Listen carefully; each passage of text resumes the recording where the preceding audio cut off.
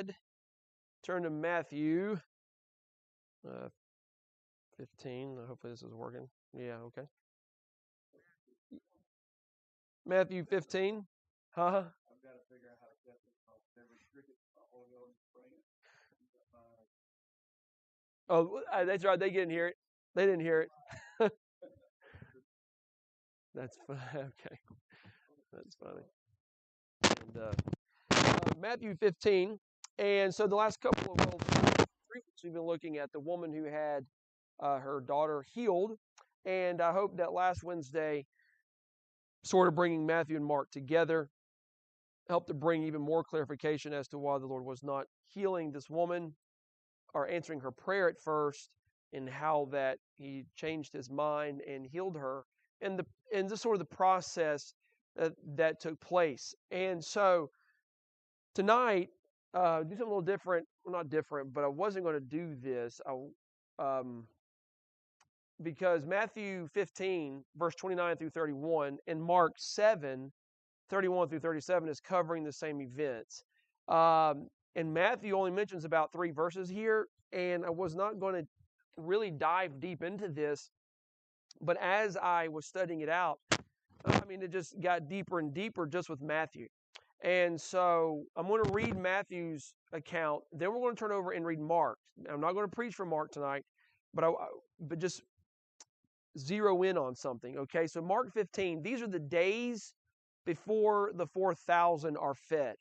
That's what's happening in Matthew and Mark. The events that we're reading are the events that transpired about 3 days before he feeds the 4,000, okay? So Matthew 15 says, Jesus departed from thence, okay? The thence here is making reference to being in Sidon and being in Tyre.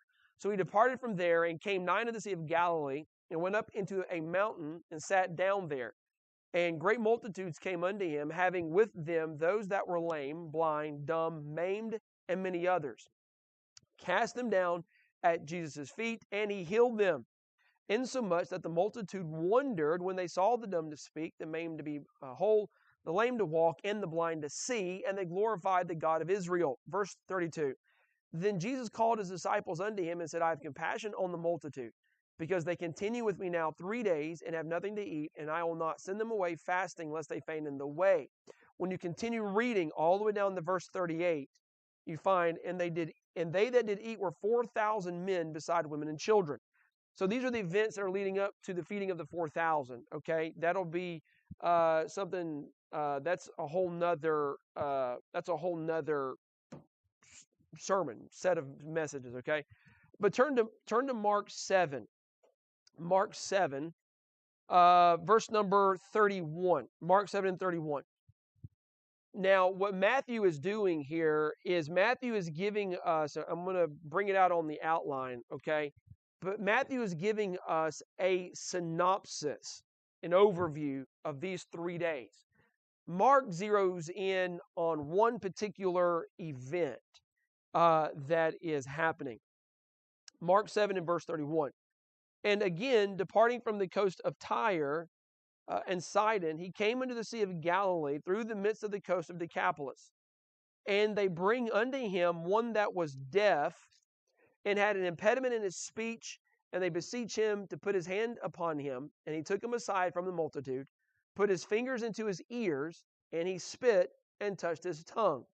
And looking up to heaven, he sighed and saith unto him, Ephphatha, that is, be opened. Straightway his ears were opened, and the string of his tongue was loosed, and he spake plain. And he charged them they should tell no man, but the more he charged them, so much the more a great deal they published it, and were beyond measure astonished, saying, He hath done all things well. He maketh both the deaf to hear and the dumb to speak. Verse 1 of chapter 8, in those days the multitudes being very great, and having nothing to eat, Jesus called his disciples unto him, and saith unto them, I have compassion on the multitude, because they have now been with me 3 days, and have nothing to eat. If I send them away fasting to their own houses, they will faint by the way, for divers of them came from far. As you continue reading all the way down to verse number 9, you find out, and they that had eaten were about 4,000, and he sent them away. So we have, in Matthew, we have a synopsis of the events Mark gives us a specific event, okay? And so we're going to look here in Matthew. And I know that, and I know in this study of Christ, I keep going back to, why Matthew wrote, why Mark wrote, why Luke wrote, why John wrote. And the reason I'm doing that is to understand why so why did Matthew not tell us what Mark told us, and why did Mark tell us what he told us and didn't go as brief as Matthew? Why did Matthew go as specific as Mark? Why is Mark talking about this one event? So why is it so important? Because they're not contradicting one another at all. They're telling us the same event, but they're focusing on different things, okay? And Matthew, again, here is giving us an overall picture of what is happening, while Mark is focusing in on one event. So in Matthew, we have a synopsis, an overview. So quickly, I want to I just want to hit the verses, not quick or light, but just explain the verses as to why some certain things were done. So notice the pilgrimage of Christ, okay, in verse 29. So Matthew tells us several things. One, he tells us about the departure, okay? He says, and Jesus departed from thence, came into the Sea of Galilee. So the Lord is in Tyre and Sidon. Now, I know I don't have a map, and I meant to get print a map out. But if you look at the Middle East, okay, and you look over here on this side, you'll find the Sea of Galilee, which is the main area of Christ's ministry. Well, if you're looking at the map, and you go up left this way, you'll find Tyre and Sidon way at the top. Okay, usually it's almost cut off in most of your Bible maps. Okay, well, where Jesus is going, Mark tells us it's in Decapolis. That is not south, but to the right. I guess it'd be like southeast this way, almost just directly southeast. So Christ comes to the Sea of Galilee. He sails across the Sea of Galilee. It appears, and he ends up in this area called Decapolis. Now, Matthew doesn't tell us that, but Mark is focusing, or Matthew is simply focusing on his departure. This would have taken a few days. Why is Matthew in Tyre and Sidon? We looked at it last week. It was to find refuge for himself, a place of rest, but also to rescue Israel. That's why he was there. His mission was accomplished. He did what he went to do, so now he's leaving. Notice, though, the destination in verse 29. And he came nigh unto the Sea of Galilee. Okay? This seems to be the hub of Christ's ministry. But notice the detail. Now listen to what he says. And he went up into a mountain and sat down there. Now, all the Gospels mention mountains, but Matthew mentions 6 mountains. Okay? There's 6 different times in the Gospel of Matthew that Matthew focuses on the mountain. Now, that is not without significance, okay? Now, Matthew doesn't sit out and just say, this is why I'm talking about mountains, okay? He doesn't do that, but he's mentioning the mountains. Who's he talking to? He's talking to Jewish people of the first century. What do the Jewish people of the first century know about? They know about the Old Testament. They're familiar with the Old Testament. They're familiar with what happens in the Old Testament. They're going to see this. Now, so Matthew talks about the mountain in Matthew 4, in Matthew 5, when he gives the Sermon on the Mount. Here, he's on a mountain. Later on, he's transfigured on the Mount of Transfiguration. He preaches from the Mount of Olives. He gives a great discourse from the Mount of Olives. There's a lot of mountain peak experiences in the Gospel of Matthew. Now, Jewish people, there are at least 3 major covenants that God made with people. And of those 3, there's several, but 3 of these major covenants God makes with men while they're on mountains. He makes a covenant with Noah when he's on the mountains of Ararat. He comes out of the ark. Now, that's not to the Jewish people. That's to worldwide. I'm not going to destroy the world by flood. Noah, I'll give you a promise. I'm making a covenant with you, with you and mankind. No more destruction of the world by flood. I'm going to spare it. Seed time is going to continue. Winter and summer and harvest. Everything is going to continue from this point forward. Okay, nothing's going to change. It's going to stay the same. Okay, now I know sometimes it's Has there been a rise in Earth's temperature? Slightly, yeah. But the Earth's temperatures, if you go take it back far enough, it rises and falls, rises and falls. It has nothing to do with like climate change as far as all of that. Okay, everything is still the same. I know it's warm right now in January, but guess what's going to happen in 3 days? We're going to be freezing again. Why? Winter. In the summertime, August, we've had temperatures very cool in August, down into the 60s in August. Woo! But guess what happened 3 days later? It's 105 degrees again. Everything is continuing. It's going to stay the same. I know, you may have heard this. Well, I know the Bible says that the closer we get to the end times, you're not going to be able to tell the difference between summer and winter. That's not in the Bible, just so you know. Okay, it's going to stay the same. Why? Because God made a covenant on a mountain with Noah. Another covenant that God made with the nation of Israel was with Abraham. Now we know that God made a covenant with Abraham a long time ago, but he established and sealed that covenant in Genesis 22 when he takes the knife, Abraham does, and God tests him to kill his son. He's on a mountain. God stops him, spares him. God, as it were, not completes, that's the word I'm looking for, seals the covenant with Abraham in Genesis 22. And where is he? He's on a mountain. Another great event that God makes a covenant with somebody on a mountain is with Moses and the Mosaic covenant there on Mount Sinai, with the giving of not just the 10 Commandments, but all of the law of God, but making the covenant there with Noah. Now, what's the point? All of these events, these great covenants that God made with Israel, and you could even, I would venture to say that even with the covenant that God made with David and the Davidic covenant there in the regions of Jerusalem, probably in the mountains when he made the covenant. Now again, why is this significant? This is significant to the Jewish people because Matthew is making a connection with the miracles of Christ, with even the woman who was not a part of Israel, showing his mission to Israel. Now he's going back to, again, a primarily Jewish place, healing a bunch of Jewish people, with some Gentiles, I'm sure, mixed in, right?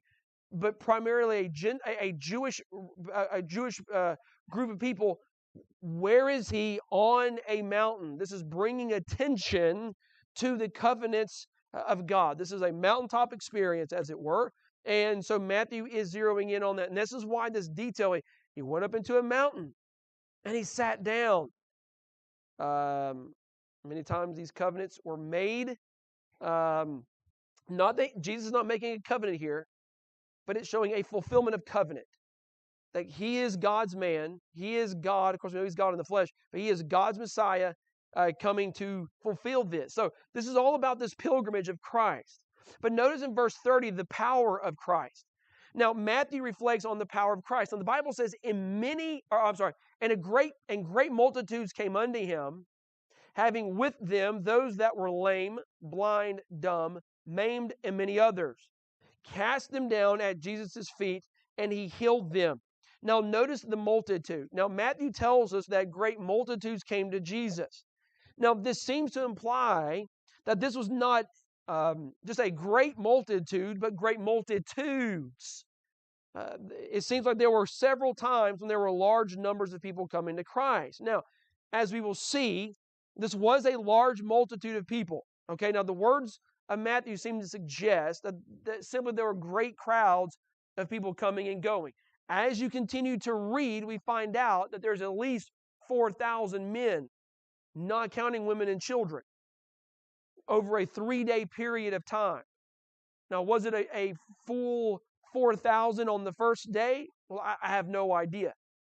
But it seems to suggest that over this course of 3 days, the multitudes just sort of continue to grow and get bigger and to get bigger. But there is a multitude of people. And again, that is significant as we connect all of this to the king, to his people Israel.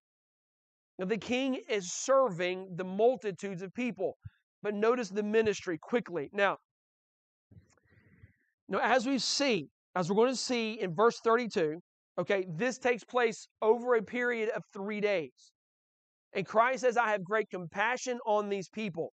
I have compassion on the multitude, in verse 32, because they continue with me now 3 days. Now, there was a multitude of people. They'd been with Christ for 3 days. Now, I don't believe this implies that they slept outside necessarily and that they didn't go home. But the point seems to be that these people were with Christ early in the morning to late at evening, and they weren't concerned about food or eating. Now, Mark seems, though, to suggest that Christ says, I don't really want to send them away to their houses because they've been with me, they've been fasting, they're not eating. Okay, it may very well be that these people, that some of them got there on a Monday morning, Wednesday afternoon, they have stayed out there this entire time and never went home to eat. You know, that may be exactly, it may be implied in Mark that this is what happened. Okay, I don't know that they all did that. But Christ says in Mark, and we'll get into that later, that he didn't even want to send these people away. But then Mark does clarify why, because many of them came from a long distance. So maybe there were those that were local and they would go home and eat, right? They were there. But maybe there were those that had traveled from long distances and they were camping out, you know, bringing their sick people, okay? And so we see his ministry, that we see the season of the people. Again, they're flocking to him. And it's very interesting to me, the people, when we read the Gospels of Matthew and Mark, Luke and John, the large number. Now, so we see the sum of the people. How many is 4,000? Okay, verse number 38. And they that did eat were 4,000 men, beside women and children. Okay, now, I mean, if these men, which we know they're not all married, but let's just say for the sake of argument, they were all married. And they all had one kid. That's 12,000 people. So, I mean, we're looking at 10 to 12,000 people, you know, here in this area, around this mountain, coming to be healed, to get help, to hear the Lord to teach and to preach, and just to get help from their infirmities. That's a lot of sickness. That's a lot of injury. That's a lot of people suffering. And we see the suffering of the people. Now, back to verse number 30. Okay, now Matthew zeroes in on those who are suffering and in need of healing. Now, Mark focuses in on one person. He's deaf and he can't speak well. Okay, it's very interesting how the Lord heals that man. Sticks his fingers in his ears, bloop, and then spits. It seems the Lord probably spits in his hand and then rubs his tongue with it. Now, I was going to get into that. I think it's very symbolic, is the point. Okay? No, the Lord didn't have to do that. The Lord could say, be healed, and he's healed. A lady touched his garment. He's healed. The Lord is, 20, 30, 20 miles away from a little boy that's sick, and Daddy says, please heal him. And he says, he's healed. And Daddy's like, okay, I believe you. He goes home, and he's healed. He's healed. By the time he gets home, the boy is healed. Okay? So it's not like when, I guess Jesus doesn't know what he's doing.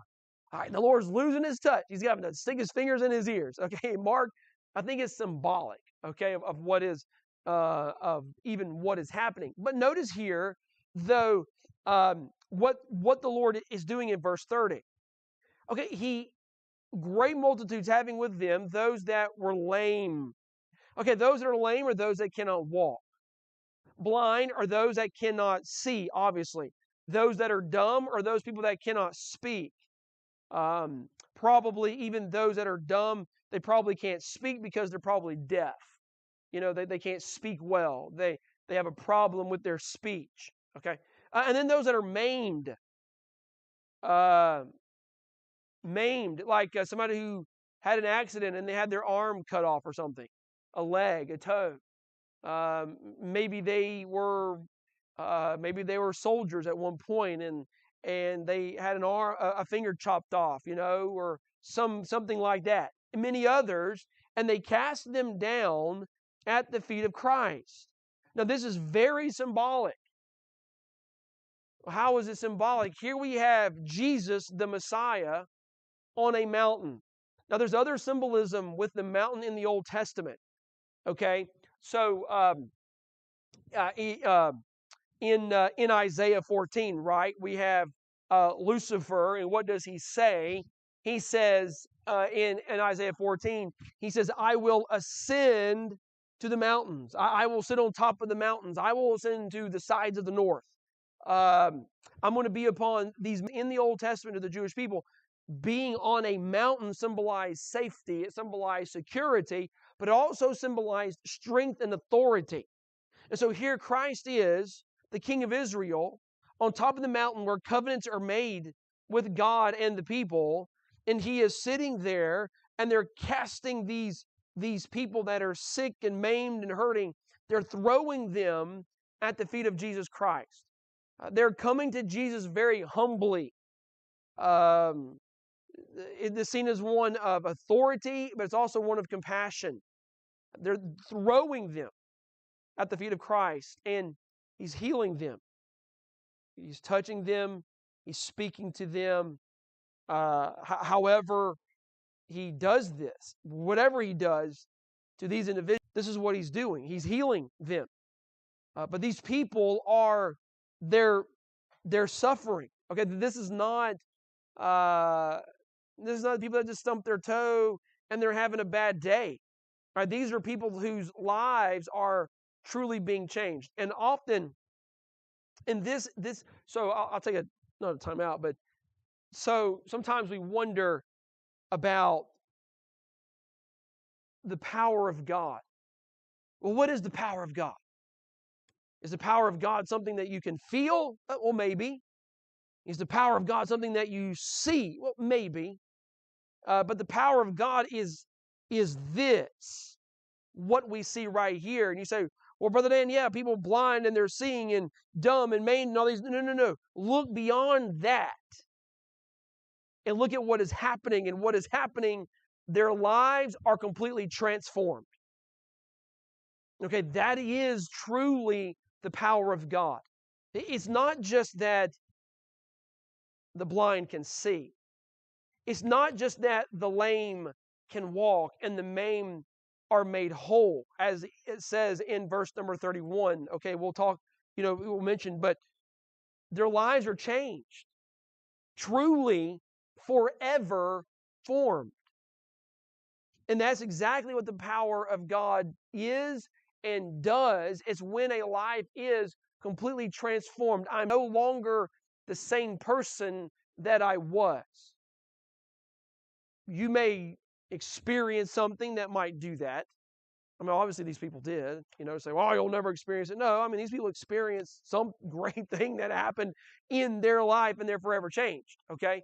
But it may simply be, even in the life of a person, conviction by God and a repentance, turning from that to God. You know what, Lord God, I've got to stop this. I'm turning to you because I need you. I don't want to continue in this direction. What is that? That is a transformation. That's going from one way to another way. And so we see that the power of Christ in the multitude and in his ministry. He is truly serving these people. And then lastly, on this letter C, I want you to see the praise through Christ. Okay, just simply, I think this is. I hope this will help to maybe explain some things. Maybe just verse 31. Insomuch that the multitude wondered. Now that's interesting, isn't it? The word Matthew used with it, insomuch. In other words, Christ healed them insomuch or in such a way that the multitude wondered when they saw the dumb to speak, the maimed to be whole. And again, the maimed to be whole, that they didn't have a hand, boom, they have a hand. Maybe they were lepers and their ears had fallen off, boom, they're made whole. The lame is walking, the blind are seeing. And what did they do? They glorified the God of Israel. Now, all of these people being healed,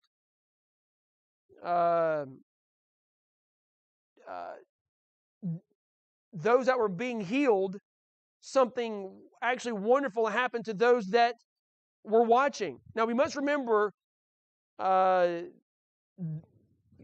know what? I tell you what. I'm gonna deal with that later. I'm gonna do that at the end. Okay. I don't want to get to that first.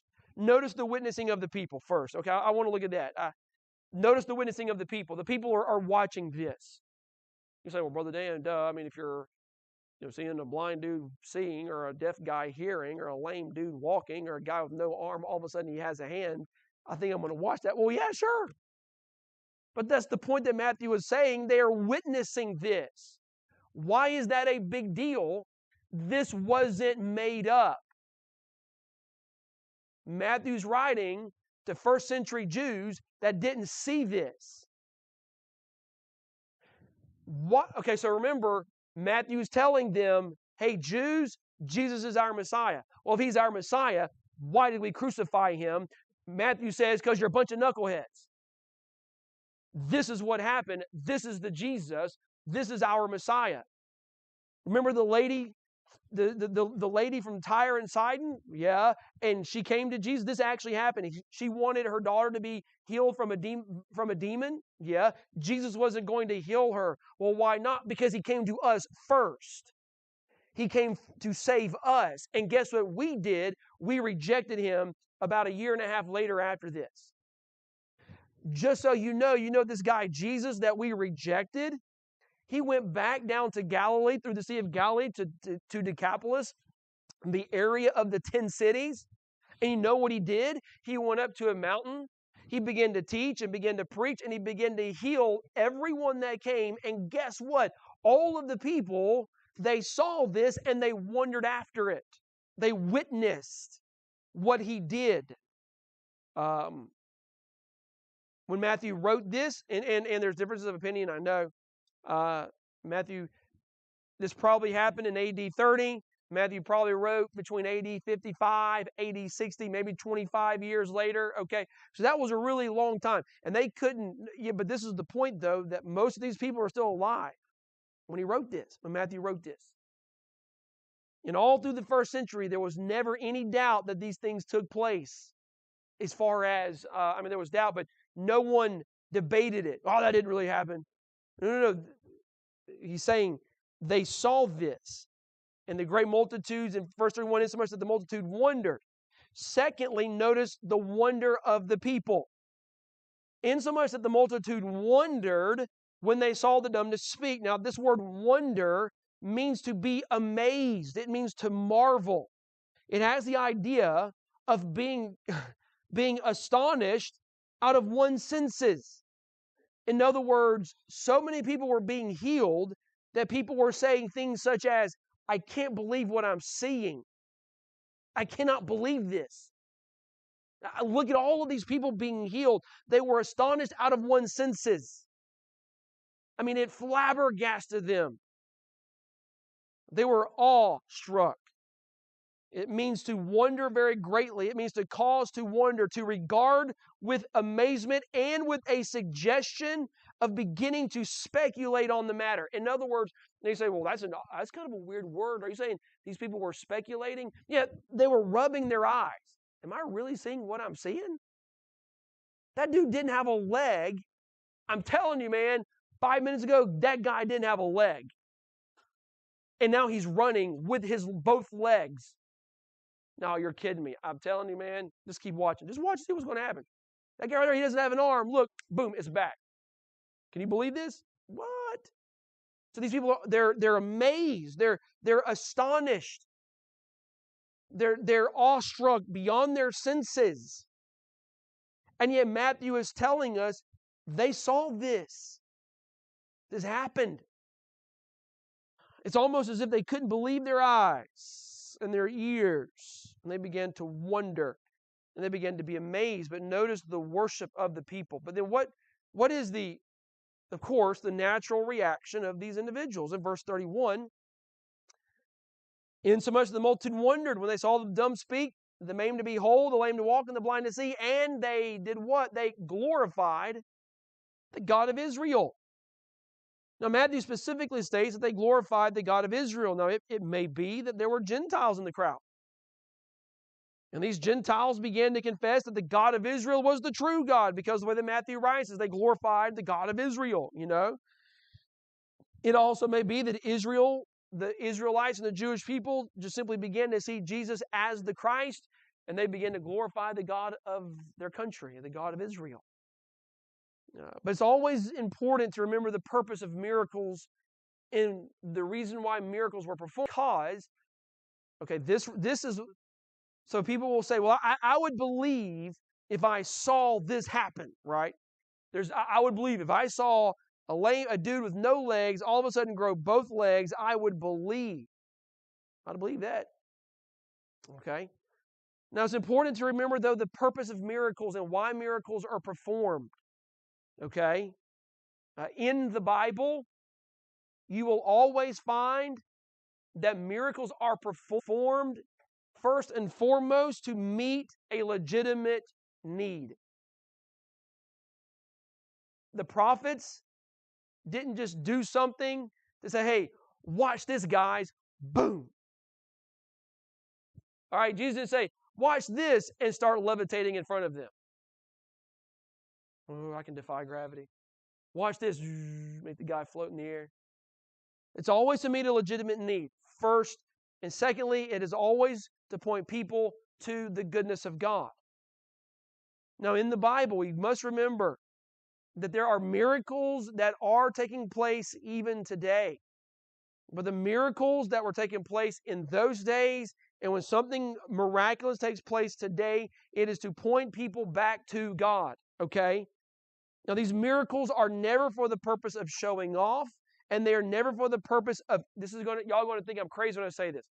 Okay, but the miracles were never for the purpose of causing or making people believe in God. Well, if God would just do this and everybody would believe. That's not the purpose of miracles. The purpose of miracles was, one, to reveal. Okay, the purpose of miracles, one, was to meet a legitimate need, and second, to point people to the goodness of God. We can trace it. Moses, he went to Pharaoh, performed all of these plagues. Why? To meet and to fulfill a legitimate need, which was what? Freeing the people of God. Now, I know this is deeper than that. I realize that. To free the people of God, though, but to show Israel the goodness of God. The parting of the Red Sea. They walk across on dry ground to meet a legitimate need. What is the legitimate need? Pharaoh's coming behind them. God brings them to this point, opens the Red Sea to show Israel, I am going to be good to you. Trust me. Okay, the manna falls from heaven. The quail comes from heaven. The water from the rock. Elijah. And then we see all the miracles of Moses, and then guess what happens? Miracles stop. Boom. Until Elijah and Elisha show up. And then when Elijah and Elisha shows up, what was the point? To meet a legitimate need. What was that need? Israel is in their sin, and God gave them the ability, the power, we know it was through God, but to perform miracles. Why? To remind Israel of the goodness of God. Come back to me. After Elijah and Elisha, and some of the other prophets, but really even Isaiah didn't perform miracles, Jeremiah didn't perform miracles, Daniel didn't perform miracles, Ezekiel didn't. Ezekiel just saw some really weird stuff. Okay, but they stopped. And then Jesus shows up on the scene. And then guess what happens when Jesus leaves? The apostles have the power to perform miracles, but after about 20 to 30 years, they stopped. They just stopped. Even when Paul is writing to Timothy, or to Philippi, one of the churches rather, and he says, Epaphroditus is sick and he was nigh to death, but God had mercy on him. Well, why didn't Paul just heal him? He had the gifts of the apostles. Because miracles were beginning to taper off. Why? Because miracles have a particular purpose for a particular time.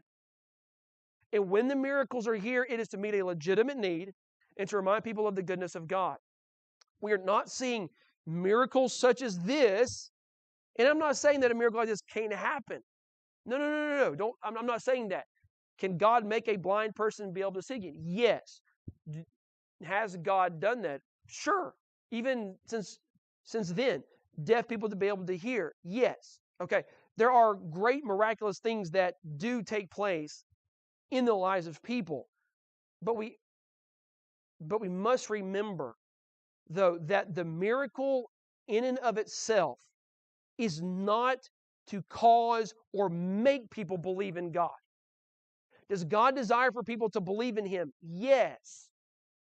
But He desires for people to believe in Him with what they have. How God has revealed Himself. Now, you say, but Brother David, what about, so then what was the purpose of all the miracles in the Gospels? Was it to cause the people to believe in God? It was to cause the people to believe in Jesus Christ. That He was the one sent by God. I am the Messiah. I am here. Here's all the signs and the miracles. And John tells us in the Gospel of John that the signs and the miracles did do that with many people. They saw signs and they believed in Jesus because of that. But we also know that there were many people that saw the signs and they didn't believe in Jesus, even though they did see the miracles and the signs. So the answer, and so often is asked, well, why doesn't God do these types of miracles today? And the answer to that is the same reason why God stopped doing these miracles.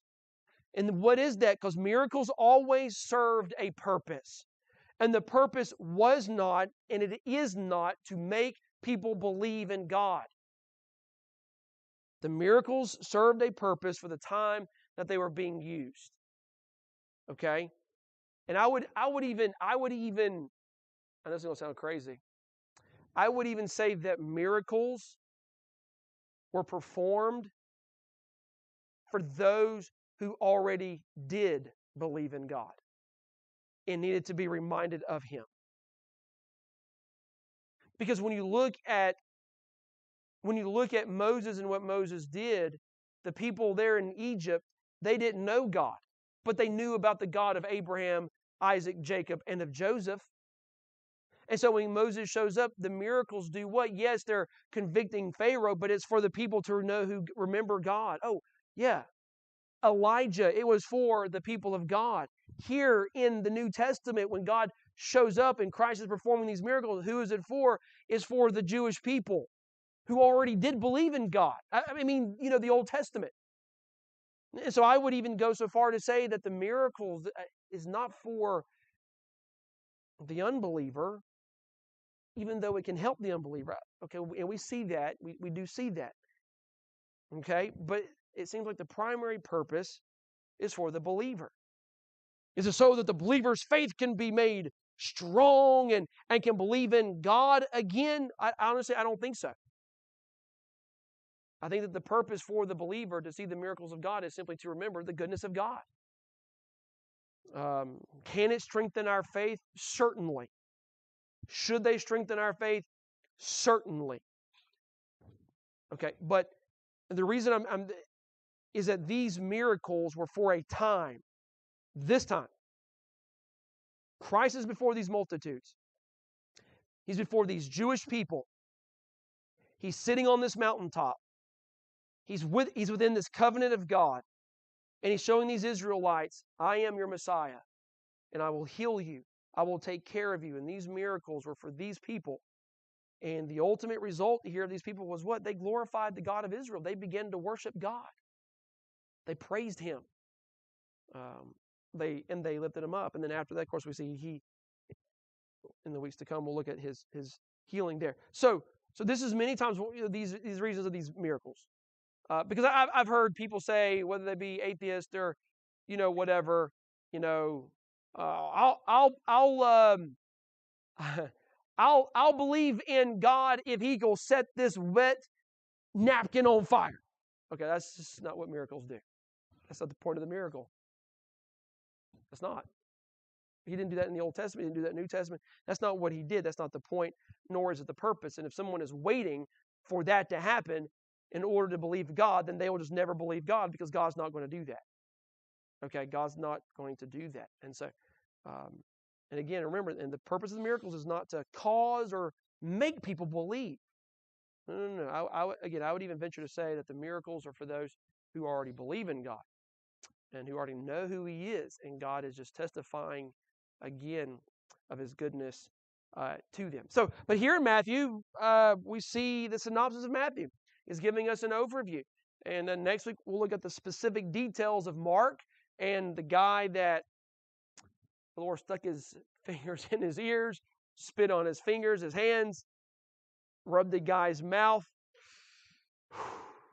sighed deeply, and said, "Be open." And his eyes and his ears were open and his tongue loosed.